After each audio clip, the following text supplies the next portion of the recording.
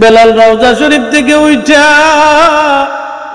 ইমাম সুবকি আর শিমাউস সাকামের মধ্যে লেখেন, ইমাম হাসানের বুকের মধ্যে মাথা ঢাকাইয়া গুন গুন করে জড়ায় ধরে কাঁদতেছে।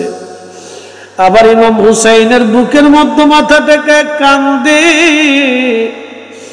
ইমাম হাসান ডাক দে বলো, ও নানার মুয়াজ্জিন, যেইলা হামদিয়া এই মসজিদে আজান দিতা নানারে শোনাইতা, নানার মুয়াজ্জিন আজকে মিনারায় যাও, আমাদেরকেও একবার আজান শোনাইয়া যাও।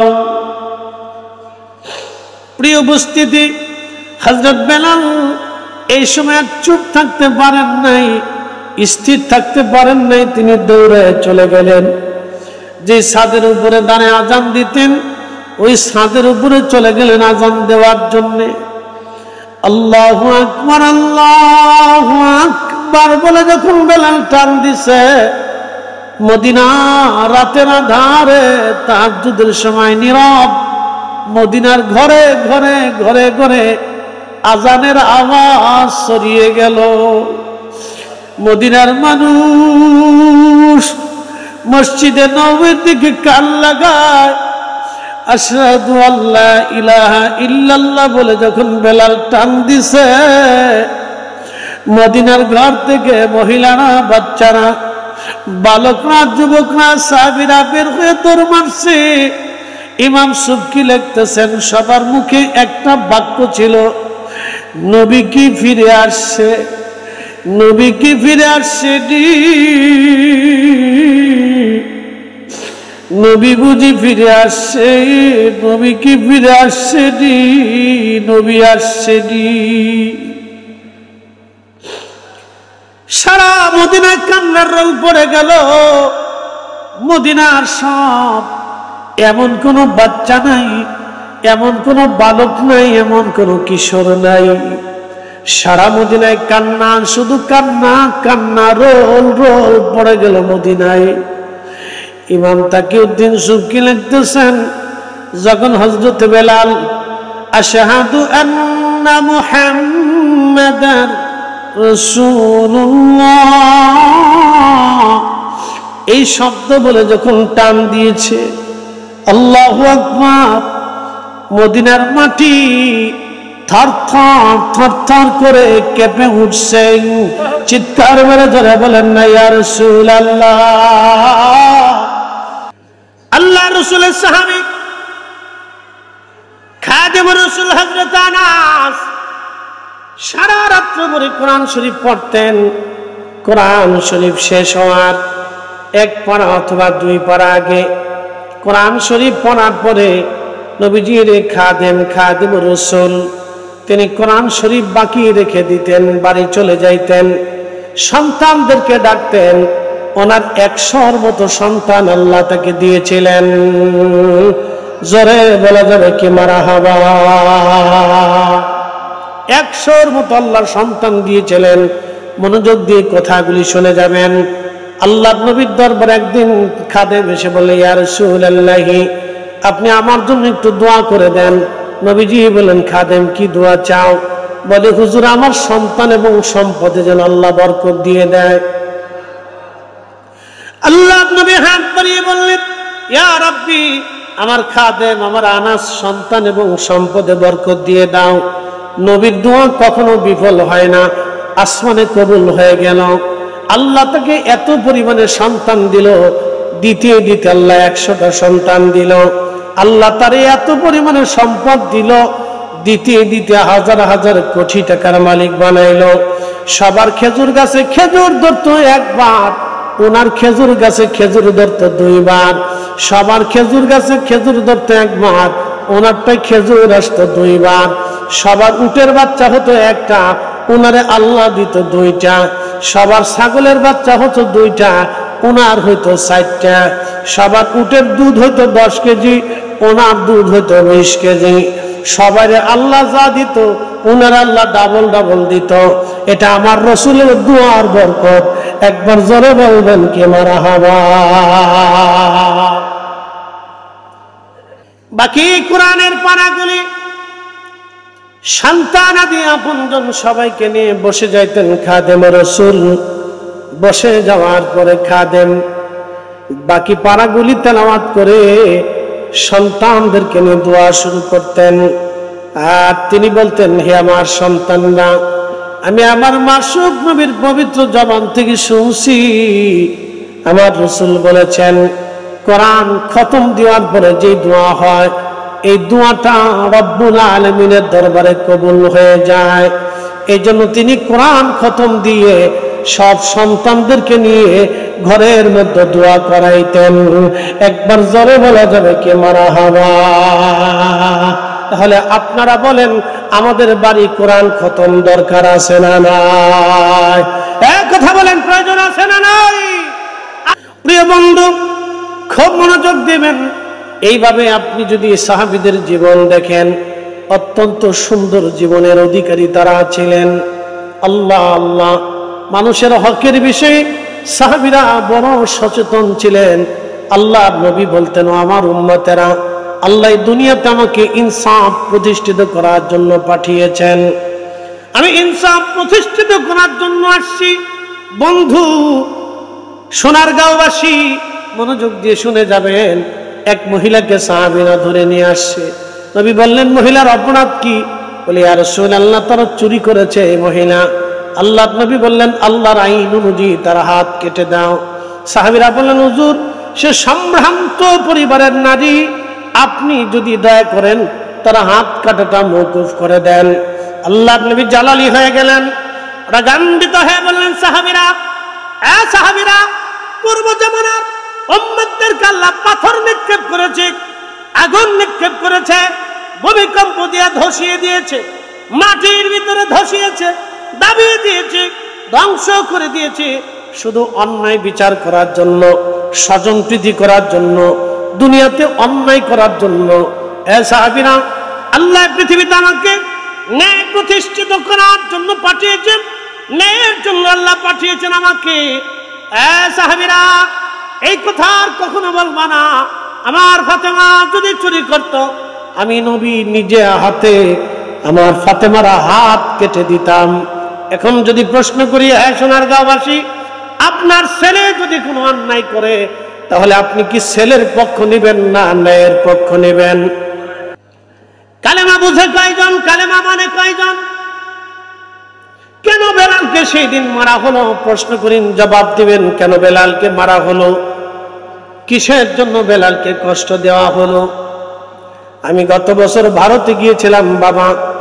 ভারতের একটা এলাকা, আমাকে ওই যে আসামের গুয়াহাটি বিমানবন্দরে নামাইয়া 4 ঘন্টা পর্যন্ত জিপে চড়াইয়া আমাকে নিতে নিতে বুড়িগঙ্গার চরের মধ্যে নিয়ে থামাইছে। বিশ্বাস করেন, আমার এত ভয় লাগলো, আমি চলন্ত গাড়ির ভিতর থেকে লাফ দিয়ে নেমে বললাম, আপনারা আমাকে কোথায় নিয়ে যান?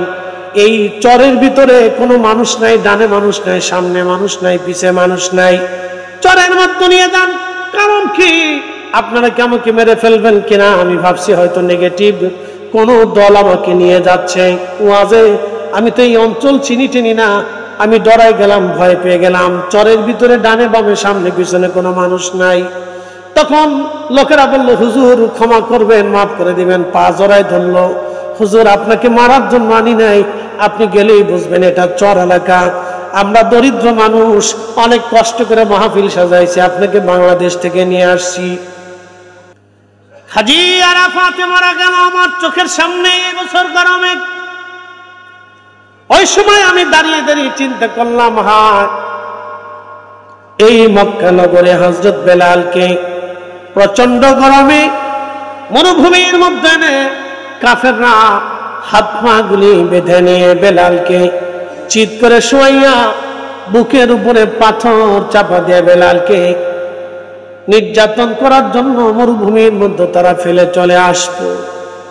সোনারগাঁওবাসী অজ্ঞান হয়ে যাইতেন, বেলাল রাদিয়াল্লাহু আনহু হুশ ফিরে আসতো, আবার আহাদ আহাদ আহাদ আহাদ বলে বেলাল কাঁদতেন। আবার হযরত বেলাল বেহুশ থেকে আবার হুশ থেকে আবার বেহুশ হয়ে যাইতেন, আবার হুশ আসতো, আবার আহাদ আহাদ আহাদ আহাদ বলে কাঁদতেন। একটাই বাক্য ছিল, আল্লাহ এক, আল্লাহ এক, আল্লাহ এক, আল্লাহ এক। ইন্ডিয়াতে মাঝে মধ্যে মুসলমানদেরকে ধরে ধরে হিন্দুরা পিটায় আর বলে জয় শ্রীরাম বল, জয় শ্রীরাম বল, জয় শ্রীরাম। আমি দেখেছি বৃদ্ধ বৃদ্ধ মুসলমানের দাড়িগুলি টেনে টেনে টেনে টেনে উঠিয়ে ফেলা হচ্ছে আর বলা হচ্ছে বল জয় শ্রীরাম, বল জয় শ্রীরাম। বৃদ্ধ মানুষটা নিজের জীবন বাঁচানোর জন্য বলতেছে জয় শ্রীরাম, জয় শ্রীরাম। কিন্তু বেলাল জীবনের শেষ মুহূর্তটা পর্যন্ত একটা বারের জন্য আল্লাহর জবান থেকে আহাদ শব্দটা বাদ দেন নাই। শুধু আহাদ আহাদ আহাদ বলে বেলাল কানতেন, আবার বেহুশ হয়ে যাইতেন। মারতে মারতে পিঠের চামড়াগুলি খসে খসে পচে পচে গেল, ঘা হয়ে গেল। ওই ঘায়ের মধ্যে বারবার করে বেলালকে মারা হতো। ও নারী সমাজ সুমাইয়াকে ধরে নিয়ে আসা হলো। আবু জাহেল ডাকতে বলল, সুমাইয়া কালেমা ছাড়বি না জীবন দিবি? সুমাইয়া বলল, আমি গরিব হতে পারি, আমি কৃতদাস হতে পারি। আবু জাহেল যে সত্যটা হৃদয়ে কবুল করেছে তা কখনো ছাড়ব না। আবু জাহেল হযরত সুমাইয়ার হাত পা গুলি বেঁধে একটা বর্ষা হাতে নিয়ে আবু জাহেল সুমাইয়া রাদিয়াল্লাহু আনহার গুপ্তাঙ্গে বর্ষা দিয়ে খুঁচিয়ে খুঁচিয়ে খুঁচিয়ে খুঁচিয়ে নির্মম ভাবে হত্যা করলো। সুমাইয়ার চিৎকারে মক্কার আকাশ পাতাল ভারী হলো। একটা মানুষ সুমাইয়াকে সাহায্য করার জন্য সেই দিন আসে নাই। ঈমান কি জিনিস, কালেমা কি জিনিস, সাহাবীরা কালেমা গ্রহণ করার পরে বুঝলো ঈমান কত কঠিন। হযরত সুমাইয়া শুধু বলতে লাগলো, ইয়া রাব্বি, যেই হেদায়েত তুমি আমার কলবে দিয়ে দিলে আল্লাহ, ওরা আমাকে মেরে ফেলতেছে, ইয়া রব, মৃত্যুর আগে যেন ওই কলিজা থেকে হেদায়েতটা চলে না যায়।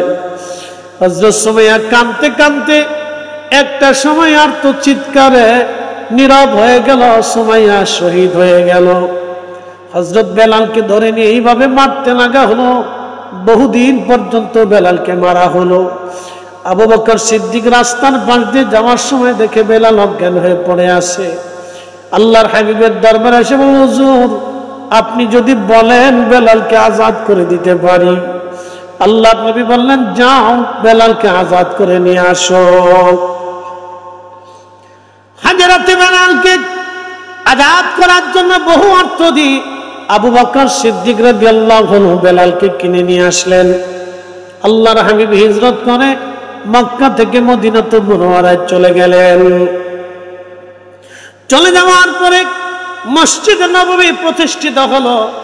নবীজি মসজিদে নামাজ পড়বেন, এখন আজান কেমনে হবে, কিভাবে সাহাবীদেরকে মসজিদে ডাকা হবে, এক একজন সাহাবী এক এক ভাবে পরামর্শ দিচ্ছিলেন। আল্লাহর নবী ঘুমিয়ে গেলেন। রাত্রিবেলা আমার রব নবীজির ঘুমের মধ্যে স্বপ্নে আল্লাহ ওহী করলেন, আজান প্রবর্তন করে দিলেন। যে আজানটা বর্তমানে আমরা দিই, এইভাবে নবীজিকে আল্লাহ আজান শিখাই দিলেন। আশহাদু, আল্লাহর পরে আশহাদু আন্না মুহাম্মাদুর রাসূলুল্লাহ। আল্লাহর পরেই নবীর নাম আমরা লাগাই নাই, আল্লাহর পরেই নবীর নাম আমার আল্লাহ নিজে লাগাই দিয়েছে। এর অর্থ হচ্ছে আল্লাহ তার রাসূলকে এত বড় সুপ্রিম পাওয়ার, এত বড় মর্যাদা দিয়েছে। আশহাদু, আল্লাহর পরে আশহাদু আন্না মুহাম্মাদুর রাসূলুল্লাহ আমরা লাগাই নাই, আল্লাহ নিজে লাগাই দিলেন। অতএব আল্লাহর জিকির যেখানে, নবীর দুরূদ হবে সেইখানে। আল্লাহর আইন যেখানে, নবীর সুন্নাত থাকবে সেইখানে। আল্লাহর প্রতি ঈমান যেখানে, মুহাম্মাদুর রাসূলুল্লাহ থাকবে সেইখানে। নারে তাকবীর যেখানে, নারায়ে রিসালাতের স্লোগান হবে সেইখানে। কথা কন না কেন? নবীজি বলেন, বেলাল, লাব্বাইক ইয়া রাসূলুল্লাহ, তুমি যাও আজান দিবে।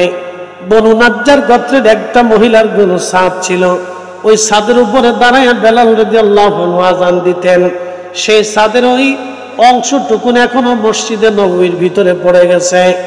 অর্থাৎ রিয়াজুল জান্নাত নবীজির মিম্বার শরীফের পিছনের দিকে আপনি যদি আগায় আসেন তো দেখবেন এইখানে একটা ছাদের মতো করে এখনো সুন্দর করে টাইলস দিয়ে ঢালাই করে ছাদের মতো বানায় রাখা হয়েছে।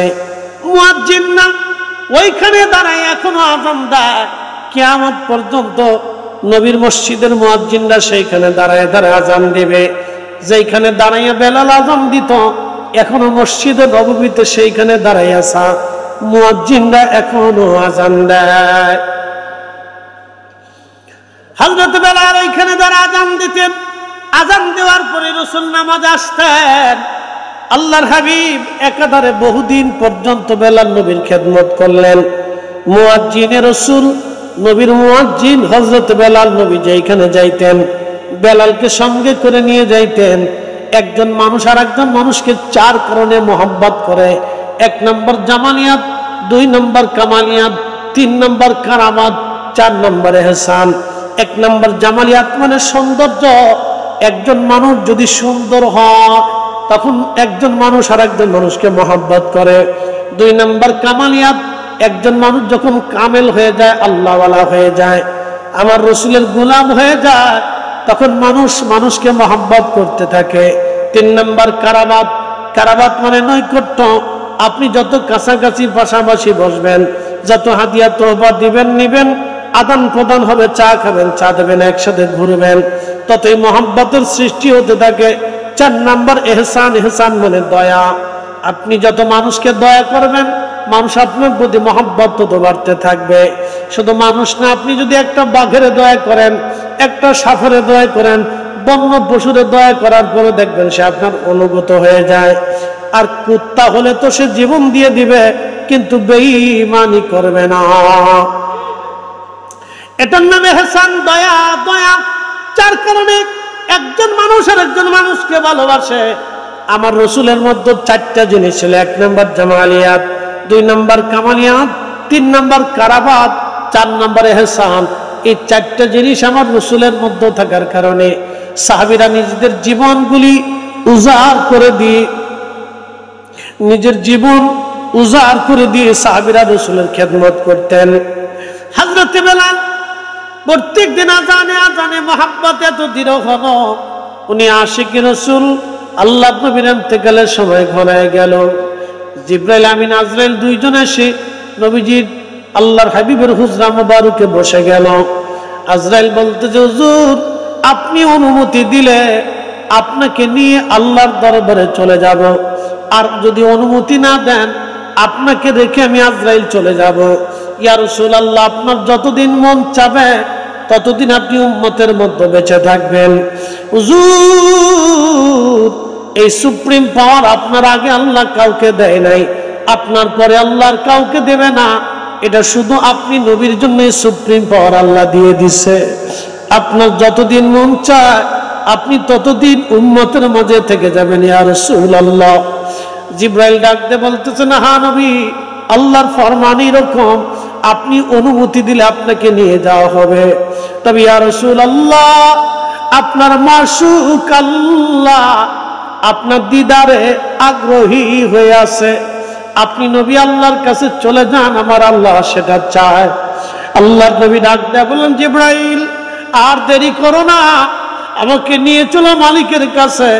আমি আর দুনিয়াতে থাকবো না, আমি আমার মাশউকের কাছে চলে যাব, আমি আমার রবের দরবারে চলে যাব, আমি আমার আল্লাহর দরবারে চলে যাব, আমাকে নিয়ে চলে যাও। হযরত আজরাইল জান কবজ করলেন, আল্লাহর নবী ইন্তেকাল হয়ে গেল। সারা মদিনার মধ্যে ছড়িয়ে গেছে নবী নাই, নবী নাই, নবী নাই, নবী নাই। 3 দিন পর্যন্ত মদিনার কারো ঘরের মধ্যে খাবার ছিল না। 3 দিন পর্যন্ত মদিনায় কারো বাড়ি রান্না হয় নাই। 3 দিন পর্যন্ত একটা বাচ্চা পর্যন্ত দুধ পর্যন্ত খায় নাই। কোলের বাচ্চারা পর্যন্ত দুগ্ধ সারাম দিয়ে দিল। রাসূল নাই, নবী নাই, কি করে বিরহ বেদনা সহ্য করবে সাহাবীরা? বৃদ্ধ সাহাবীরা, যুবক সাহাবীরা, কিশোর সাহাবীরা, বালক সাহাবীরা, আল্লাহর নবীর বিরহ বেদনায় মহিলা সাহাবীরা পাগল পাড়া হয়ে গেল। আল্লাহর নবীর একটা বাহন ছিল উট, কাসওয়া উট, মানুষের মতো কান্না করে দেখবেন।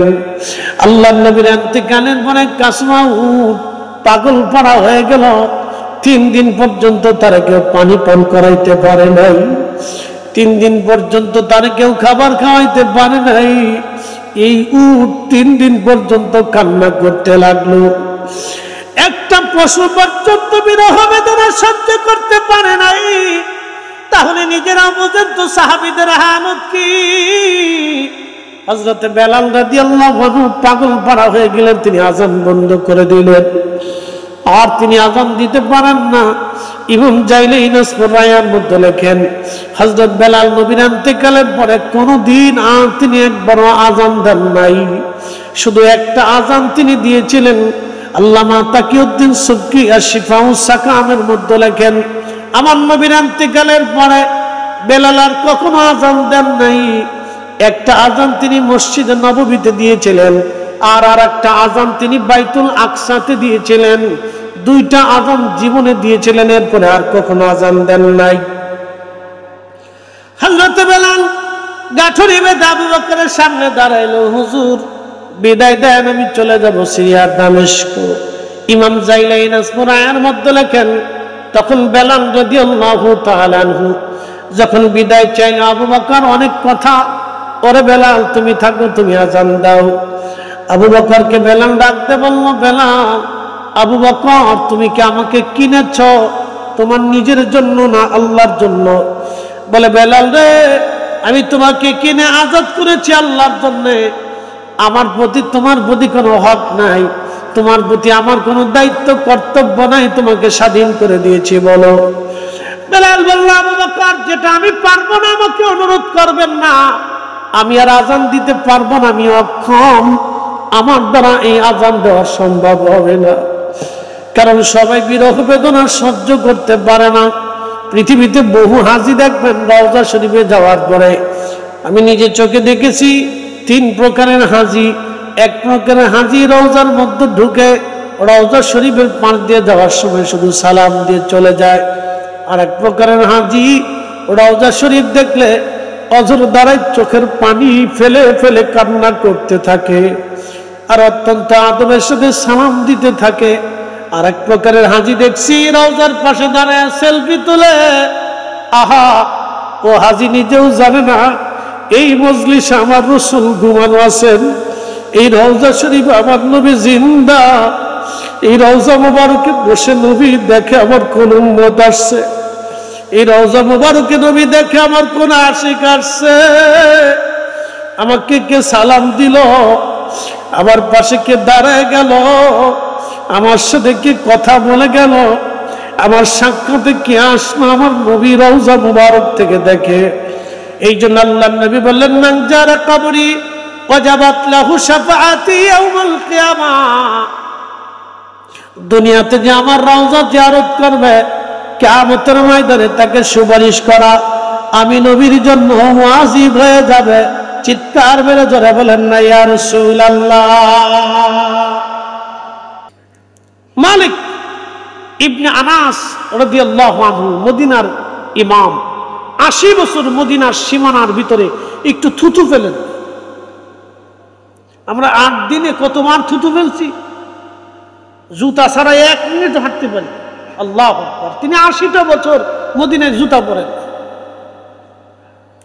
80 বছর পায়খানা পেশাব করেন, 80 বছর থুতু ফেলেন। লোকেরা জিজ্ঞেস করলো, ইমাম কোন দলিলে? উনি কোনো দলিল দেন নাই। এত বড় শরীয়তের একজন প্রণেতা, আপনি একটু চিন্তা করেন, উনি পৃথিবীতে 4 ইমামের এক ইমাম, মুস্তাহিদ তবকার প্রথম মুস্তাহিদ, মুস্তাহিদদের প্রথম তবকার মুস্তাহিদ, 4 ইমামের এক ইমাম। কোরআনের দলিল দিলেন না, হাদিসের দলিল দিলেন। একটা দলিল দিলেন, যেই মাটির নিচে রসুল ঘুমায়, আমি কি করে সেই মাটির উপরে পেশাব করব, পায়খানা করব, জুতা পরব, থুতু ফেলবো, আমি ইমাম মালিকের দ্বারা সেটা সম্ভব হবে না। একসাথে বলবেন আল্লাহু আকবার। দলিলে না ভালোবাসা? একসাথে বলেন, দলিলে না ভালোবাসায়? ভালোবাসায়, ভালোবাসা, দলিলে না ভালোবাসা, আবেগে।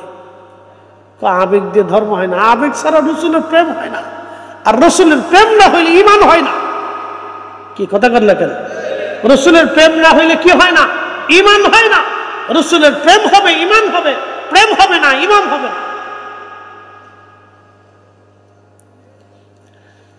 হাজরত হযরতে বেলাল সিরিয়াতে চলে গেলেন। রাতের আধারে গভীরে বহু রজনী পরে হযরত বেলাল ঘুমিয়েছেন। বহুদিন পরে নবীজি স্বপ্ন দেখাইলেন, কিরে বেলাল, কেমন জুলুম শুরু করছো তুমি আমার সঙ্গে? কতদিন হলো তুমি আমার জিয়ারতে আসো না? বেলাল, আসো আমার জিয়ারতে। বেলাল রে, কেমন জুলুম, তাড়াতাড়ি আসো, আমি নবীর জিয়ারতে আসো রে বেলাল। নবী বলেন, মান রাআনি ফিল মানামি ফাকাদ রাআল হক, যে স্বপ্ন আমাকে দেখলো বাস্তবে আমি নবী দেখছে। আমি নবী নিজে আসছি, ছবি আসি নাই, আমি নবী নিজে আসছি। হযরত বেলাল স্বপ্ন দেখতেছে, রাসূল স্বপ্নের মধ্যে সে বললেন, বেলাল আসো।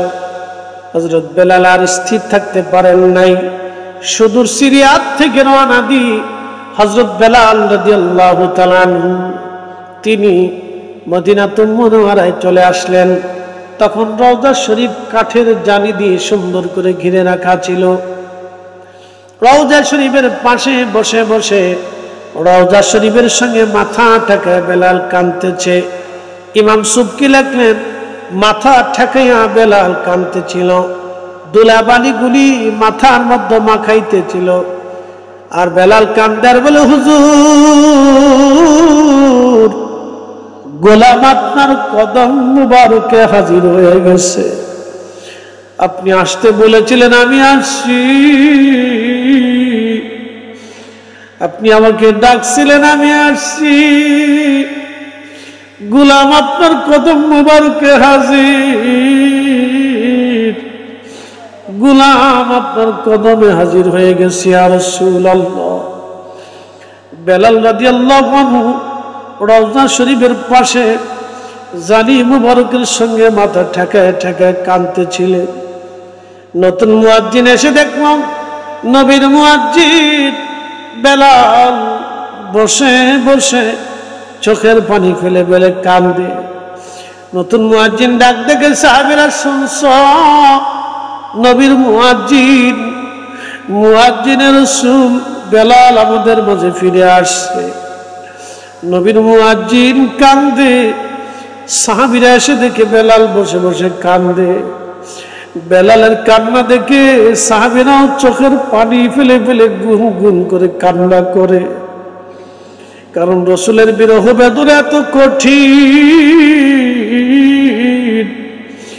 আল্লাহর নবীর বিরহ বেদনা এত কঠিন ছিল, সাহাবীরা নিজেদেরকে স্থির রাখতে পারতেছিল না। বেলাল কান্দে, সাহাবীরা কান্দে। সাহাবীরা বারবার বলল, বেলাল রে আযানটা দাও।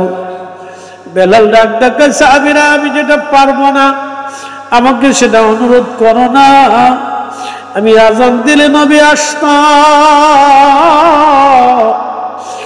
আমি কারে আযান শোনাবো? আমার নবীর ইন্তেকালের পরে আমি কখনো আর আযান দেই নাই। আমি নিয়ত করছি, সাহাবীরা রে কখনো আর আযান দিব না, আমাকে অনুরোধ করো না রে সাহাবীরা। সাহাবীরা ডাক দিয়ে বলল, আমাদের কোথায় বেলাল আযান দিবে না? যাইয়া দেখো হাসান আর হুসাইন ঘরের মধ্যে আসেনি। 7 নম্বর গেট বাবু সালাম দিয়ে একটা দরজা দিয়ে আপনি হেঁটে হেঁটে যদি চলে যান, দেখবেন একটা মসজিদ আছে, মসজিদ আলী। আসলে এটা মসজিদ ছিল না, হযরত ফাতেমার বাড়ি ছিল, মসজিদ বানায় রাখা হয়েছে। এখানে ফাতেমা হাসান হোসেনকে নিয়ে থাকতেন। সাহাবীরা এখান থেকে হাসান হোসেনকে নিয়ে আসলেন। দেখতে আমার রাসূলের চেহারার মতো ছিল। 2 ভাই নানার চেহারা পাইছিলেন। ইমাম হাসান হুসাইন যখন রওজা শরীফের পাশে এসে দাঁড়ায় গেলেন, বেলাল রওজা শরীফ থেকে উঠা ইমাম সুবকি আর শিমাউস সাকামের মধ্যে লেখেন, ইমাম হাসানের বুকের মধ্যে মাথা ঢাকাইয়া গুন গুন করে জড়ায় ধরে কাঁদতেছে। আবার ইমাম হুসাইনের বুকের মধ্যে মাথা ঢাকায় কান্দে। ইমাম হাসান ডাক দে বলো, ও নানার মুয়াজ্জিন, জেলাহান দিয়া এই মসজিদে আজান দিতা, নানারে শোনাইতা নানার মুয়াজ্জিন, আজকে মিনারায় যাও, আমাদেরকেও একবার আজান শোনাইয়া যাও। প্রিয় উপস্থিতি, হযরত বেলাল এই সময় চুপ থাকতে পারেন নাই, স্থির থাকতে পারেন নাই, তিনি দৌড়ে চলে গেলেন। যে ছাদের উপরে দাঁড়িয়ে আজান দিতেন ওই ছাদের উপরে চলে গেলেন আজান দেওয়ার জন্যে। আল্লাহু আকবার, আল্লাহু আকবার বলে যখন বেলাল টান দিছে, মদিনা রাতের আধারে তাহাজ্জুদের সময় নীরব, মদিনার ঘরে ঘরে ঘরে ঘরে আজানের আওয়াজ ছড়িয়ে গেল। মদিনার মানুষ মসজিদে নববীর দিকে কান লাগায়, আশহাদু আল্লা ইলাহা ইল্লাল্লাহ বলে যখন বেলাল টান দিছে, মদিনার ঘর থেকে মহিলারা, বাচ্চারা, বালকরা, যুবকরা, সাহাবীরা বের হয়ে দৌড় মারছে। ইমাম সুবকি লিখতেছেন, সবার মুখে একটা বাক্য ছিল, নবী কি ফিরে আসছে, নবী কি ফিরে আসছে, নবী বুঝি ফিরে আসছে, নবী কি ফিরে আসছে, নবী আসছে। সারা মদিনায় কান্নার রোল পড়ে গেল। মদিনার সব, এমন কোন বাচ্চা নাই, এমন কোন বালক নাই, এমন কোন কিশোর নাই, সারা মদিনায় কান্না, শুধু কান্না কান্না, রোল রোল পড়ে গেল মদিনায়। ইমাম তাকিউদ্দিন সুবকি লিখতেছেন, যখন হযরত বেলাল আশহাদু আন্না মুহাম্মাদার রাসূলুল্লাহ এই শব্দ বলে যখন টান দিয়েছে, আল্লাহু আকবার, মদিনার মাটি থরথর থরথর করে কেঁপে উঠছে। চিৎকার মেরে ধরে বলেন না, ইয়া রাসূলুল্লাহ। পৃথিবীতে কারো আজানে কখনো মাটি কাঁপে নাই, আর কখনো পৃথিবীতে কারো আজানে মাটি কাঁপবে না, কিন্তু বেলালের আজানে সেই দিন থরথর করে জমিন মাটি কেঁপে উঠল। বুঝতে পারতেছেন, পৃথিবীতে জমিন পর্যন্ত ইশকে রাসূল কেঁপে উঠছে। বলে এবার বুঝতেই পারতেছেন সাহাবীদের কলিজার হালত কি। সাহাবীরা জায়গায় জায়গায় কাঁদতে কাঁদতে বসে পড়ল। সবাই শুধু বলে, রাসূল আসছে, নবী আসছে, নবী আসছে, নবী আসছে। আশিক রাসূল হযরত বেলাল অজ্ঞান হয়ে পড়ে গেলেন, বেহুশ হয়ে পড়ে গেলেন। হযরত বেলাল হুঁশ ফিরে আসলো। রওজা শরীফের পাশে দাঁড়াইয়া দাঁড়ায় বেলাল কাঁদে, হুজুর গোলামকে আসতে বলেছিলেন, গোলাম আপনার কদম মুবারকে হাজির। ইয়া রাসূলুল্লাহ, গোলাম আসছে, গোলাম হাজির। আমি আযান দিছি, হুজুর আগে আযান দিলে নামাজ আসতেন, আজকে আযান দিছি আপনি আসেন না। ইয়া রাসূলুল্লাহ, আর কোনদিন আযান আমি দেব না। আশিক রাসূল বিরহ বেদনা নিয়ে মদিনাতুল মুনাওয়ারা থেকে চিরদিনের জন্য চলে গেলেন সিরিয়ার দামেস্কে। আর কোনদিন তিনি ফিরে আসেন নাই। আর একটা জান হযরত বেলাল শুধু বাইতুল আকসাতে দিয়েছিলেন। হযরত ওমরের আমলে যখন বাইতুল আকসার বিজয় হলো, তখন হযরত বেলাল বাইতুল আকসাতে গেলেন। আবু দারদা রাদিয়াল্লাহু আনহু, হযরত ওমর রাদিয়াল্লাহু আনহু, আরো অনেক সাহাবী ওইখানে উপস্থিত। হযরত ওমর অনুরোধ করলো, বেলাল মদিনাতে যে আযানটা দিতা, একটা আযান তুমি বাইতুল আকসাতে দাও, কোনদিন তুমি বাইতুল আকসা আযান দাও নাই। বেলাল বলে, ওমর অনুরোধ করো না, নবীর ইন্তেকালের পরে আমি আর আযান দেই নাই, আযান দিতে পারি না, আমার সহ্য হয় না। আশহাদু আন্না মুহাম্মাদার রাসূলুল্লাহ। এই নামটা শুনলে আমি বেলাল স্থির থাকতে পারি না। ওমর রে, আমার অনুরোধ কইরো না। হযরত আবু দারদা বলে, বেলাল রে একবার আযান দাও। সাহাবীরা বারবার অনুরোধ করতে লাগলো।